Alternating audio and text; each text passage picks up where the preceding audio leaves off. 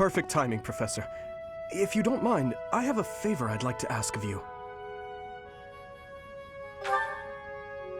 It's in regard to sword training. Not for myself, but, well, to be honest, I've been teaching swordsmanship to the orphans at the monastery for a while now.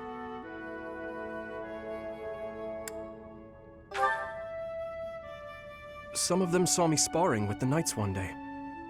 They started pestering me to teach them. They were so earnest, I couldn't help but oblige.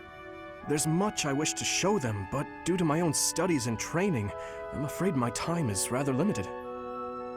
Which brings me to my favor. Your swordsmanship is unmatched. I hate to ask this of you, but would you consider lending me a hand? Thank you, truly. I am in your debt, and I always repay my debts, I'll have you know.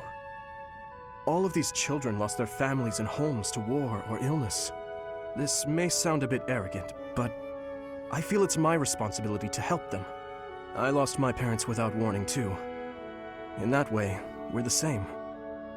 In Dusker, I lost my father, stepmother, and closest friends. I didn't have many allies at the castle after that. In truth, I had only to do for companionship.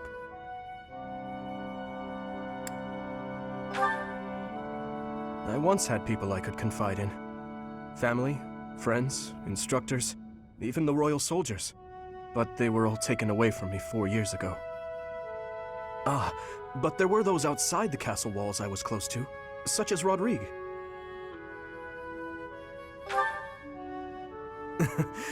Pardon my rudeness. I meant Lord Rodrigue. He is my father's old companion, and the father of Felix. On the occasions he would visit the capital, he'd take me out hunting or on long horse rides.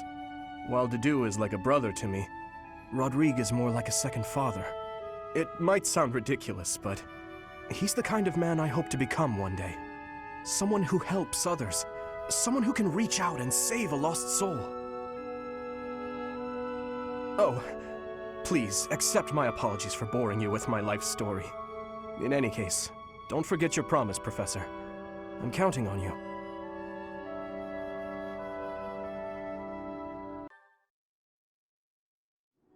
Thank you for your help the other day, Professor.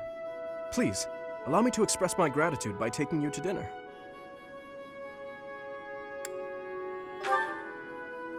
Fantastic. Please think about what you'd like to eat. After all, such magnificent guidance must work up quite an appetite. I've studied swordsmanship for some time, but your mercenary skills are something else entirely. Speaking of which, there's another question I must ask you. Were you reconciled with the reality of battle from your first foray? With the killing part, I mean?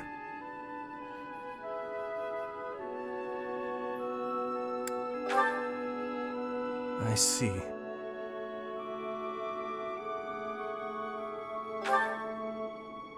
No. I do not carry that burden well. I doubt that will change, no matter how many years come and go. The first time I led on the battlefield, I was sent to quell a rebellion in the west. It was not a difficult fight. The enemy was not well trained and their morale was low. A swing of the lance and your opponent falls. A flash of your blade and a path opens up. That's the sort of battle it was. Easy, right? That's one way to look at it. The leader of the rebel army was defeated and the rebellion quelled. This was at the height of the post-war period. I recall coming across a dead soldier's body. He was clutching a locket, and inside was a lock of golden hair. I don't know to whom it belonged. His wife? His daughter? Mother? Lover? I'll never know. He was a soldier, an enemy, someone we had cut down without hesitation. But in that moment, I realized he was also a real person, just like the rest of us. Of course, we cannot stand idly by and allow anyone to commit senseless acts of violence. Yet, in dispensing what we call justice, we take the lives of cherished family members, beloved friends. Killing is part of the job, but even so, There are times when I'm chilled to the bone by the depravity of my own actions.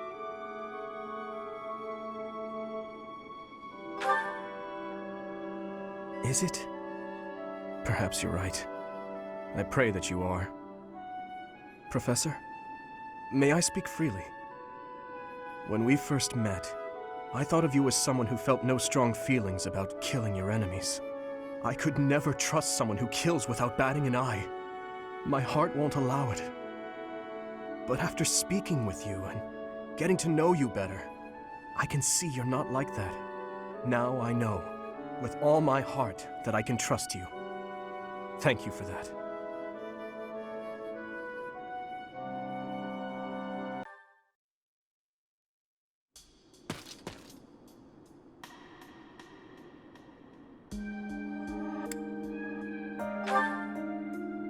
Indeed, but I was thinking about ending it here.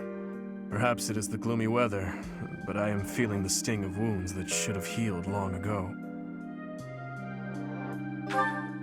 The injury I got when that girl stabbed me after the battle at Gronder. Her eyes were filled with revenge, just as mine once were.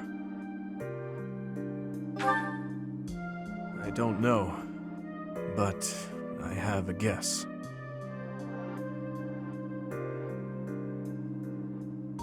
Ah, I suppose I haven't told you about that yet. I was attacked inside the monastery the other day. It caused quite the uproar. The ones who attacked me were some of the youths we taught swordsmanship to once upon a time.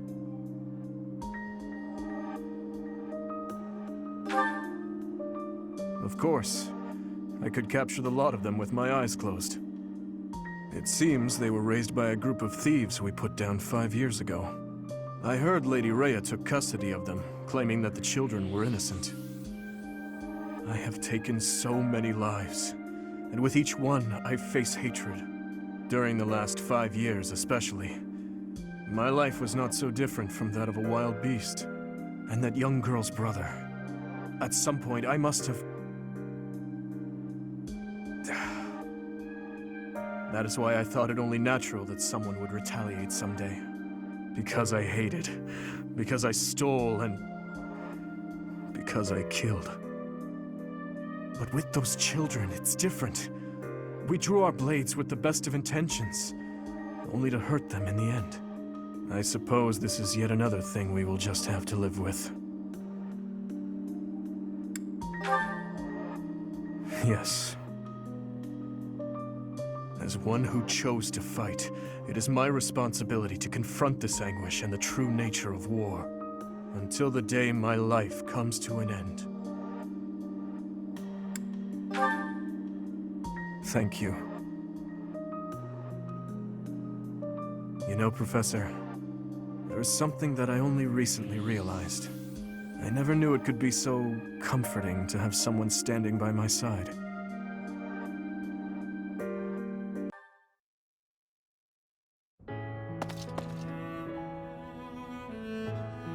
Come now, my friend.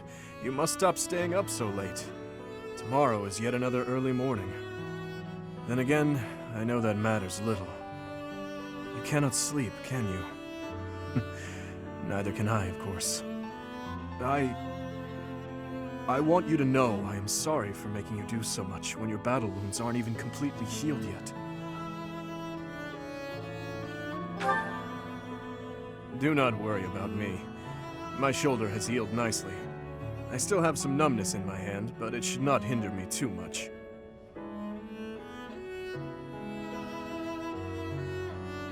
It is a lovely night, is it not?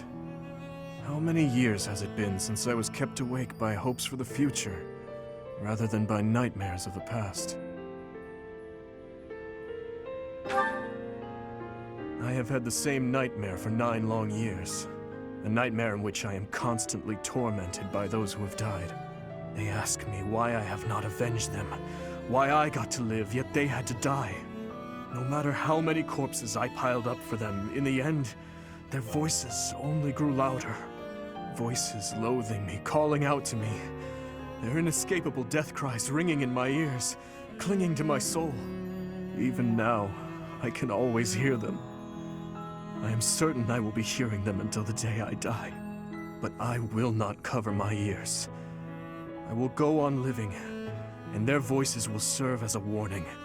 As a king, and as a wretch who claimed countless lives, I will build a kingdom where the people can live in peace. I am sure she would laugh and call such talk foolish. But I wish to change this world in my own way. Well, Your Grace, things will be busy from now on. Our first order of business is tomorrow's coronation. Once a professor and student, now an archbishop and a king. How very far we have come.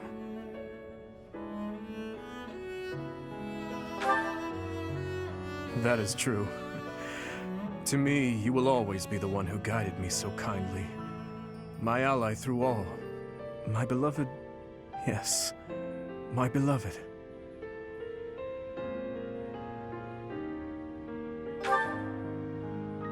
Listen, there is something I wish to give you before the coronation. Give me your hand.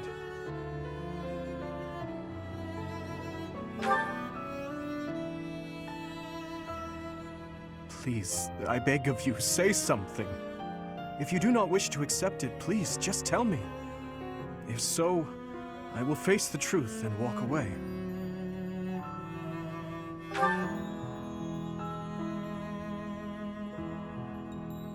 What is this?